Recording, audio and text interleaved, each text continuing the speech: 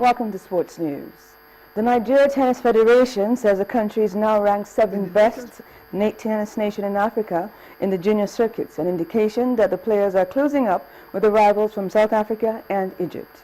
A board member of the NTF, Duro Nkazugbe, said the grassroots drive for tennis talent is paying off, and in no distant time, Nigeria tennis players will be tough opponents not only in the continent, but worldwide competitions as well. Ranking of the African junior players, we moved up to number 7. The target of the board is to see how we'll be able to upset South Africa, Egypt and Tunisia. What I'm saying is because in these two countries, Egypt and South Africa, they have excellent facilities. They have, like you actually know, tennis is a club-based event. There are a lot of clubs, so many clubs with so many companies that are actually funding this event back there in South Africa and in Egypt. But the unfortunate situation we have in the country is that you can count on your fingertips the companies that are willing to want to sponsor, want to get into developmental programs, which is very unfortunate. And ahead of the 2015 FIFA Women's World Cup in Canada, Super Falcons head coach Edwin Okon has said that there's no cause for alarm over Captain Evelyn Wabuko's choice for Kaiserslautern. The former Rivers Angels playmaker penned a one-season deal with the Kazakhstan top-flight side. Okon says he's hopeful that the mercurial midfielder will further improve by the time she comes back for the Nigerian women's crucial assignment, the FIFA Women's World Cup, which kicks off on the 6th of June. Wabwoko joins a legion of Falcons players who have pitched tents with foreign clubs in recent times. And the ladies will play their first 2 games against Australia and Sweden in Winnipeg, while their last group encounter will be in Vancouver against the USA. CAF Women Player of the Year, Asisat Oshoala, moved to Liverpool Ladies, while Francesca Ortega signed for United States Women's Soccer League outfit, Washington Spirit. All penned for Nigeria Super Falcons for the Women's World Cup in June. Meanwhile, the Super Eagles chief coach Stephen Keshi has apologized to Nigerians for the failure of the team to qualify for the 2015 African Cup of Nations. Keshi, who is set to sign a 2-year deal with the NFF, assured Nigerians that his second coming will witness a total turnaround for the team and the country's football. The former Togo and Mali tactician promised an improvement in the performance of the team ahead of the qualifiers for the 2017 Africa Cup of Nations. I would like to use this moment to apologize to Nigerians. I know I did that in Uyo when we qualified because I wasn't feeling happy. The boys also, they were not happy that we didn't take Nigeria to Cup of Nations. And we now again on behalf of the team and the players apologizing to Nigerians that by God's grace, this new era that we're into, we'll do everything humanly possible to qualify Nigeria for the Nations Cup. And of course, why not bring the cup back to Nigeria? Because Nigeria deserve it too. And I know the boys and we know where we went wrong, and everything is going to be corrected. And elsewhere, Bayern Munich's club doctor, Hans-Wilhelm Müller-Wohlfahrt, and 3 of his assistants have resigned from the club after claiming they were blamed for the shock Champions League loss to FC Porto. Müller-Wohlfahrt, who had been with the German Giants for almost 4 decades, said in a statement that the relationship of trust had been damaged.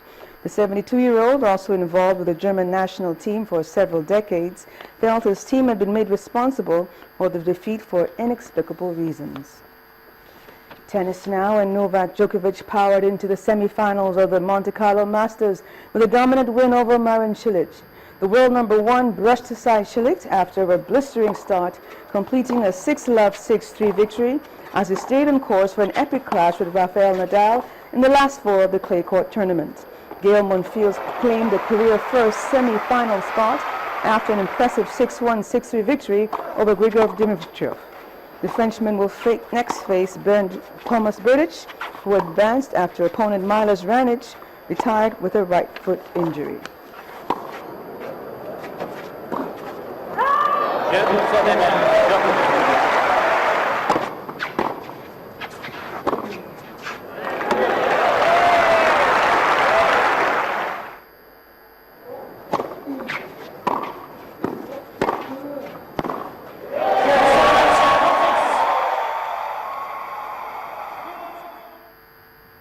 And finally, former teammate Matthew Huggard says Kevin Peterson is good enough to walk into most cricket teams in the world, and the England camp must forget previous indiscretions if the hierarchy decide to recall him.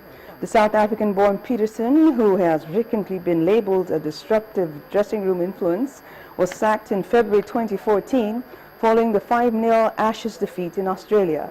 However, New England and Wales Cricket Board ECB chief Colin Graves said last month that the swashbuckling Surrey batsman could force his way back into the international fold if he scores lots of runs for his country.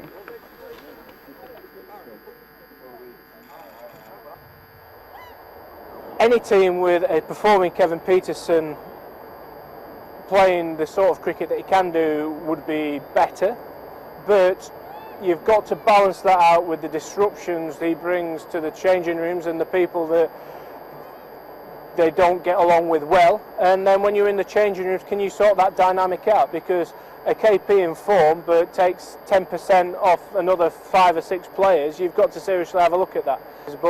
I still don't think we've heard the full story. I'm a massive believer of what goes on inside the changing rooms should stay inside the changing rooms. You work so hard to get into a changing room of international.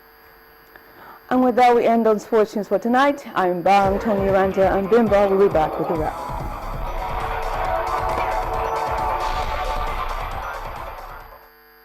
This is the ultimate redefined for men.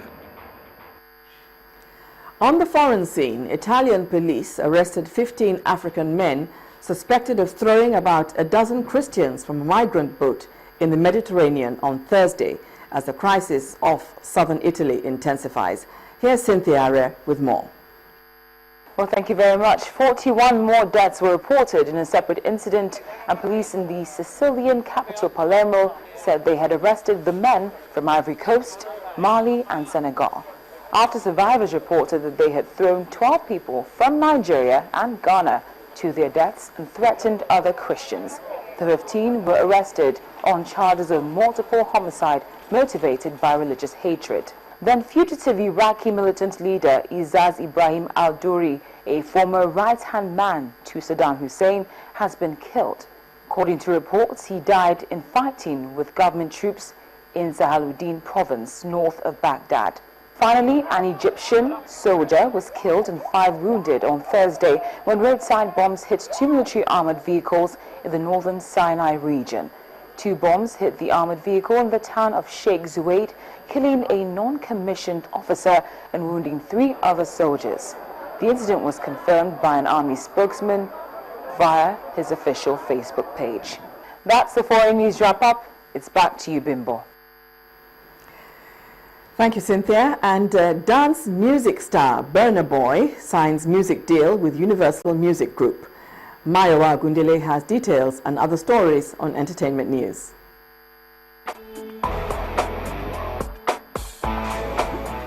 Well, thank you so much. Welcome to Entertainment News. These are the stories we have for you tonight. Who do things that I do. Singer Burna Boy has signed an exclusive songwriter deal with US label Island Records, which is part of the Universal Music Group, and according to him, the deal makes him the first contemporary Nigerian artist to sign with the music giant. Burna Boy, who sealed his music star status with the song Like to Party in 2013, took to social media to share a picture of his contract with Island Records and also to claim bragging rights. To mark the first-year anniversary of the Chibok girls' abduction, Afro-soul singer Kalin has released a music video for the song Bring Them Home, which she wrote and produced following the unfortunate incident in 2014. And we pray that our girls won't be gone much longer than today. Bring them home. Triple MG All-Stars have served up the visuals to the song Udala off their collaborative album. It features the lead acts Inyanya as well as Techno, Celebobo, Bassi and Maestro, but First Lady Emma Naira is visibly missing in action.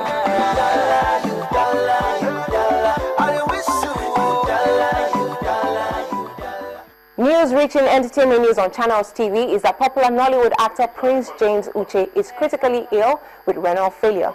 According to the former president of the Actors Guild of Nigeria, the actor has lost both his kidneys and requires urgent medical care. And that's it on Entertainment News. Thank you so much for watching.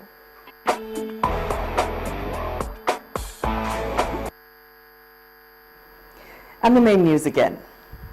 A United Nations delegation has visited President-elect General Muhammadu Buhari, led by the UN representative for West Africa, Mohammed Ibn Chambers.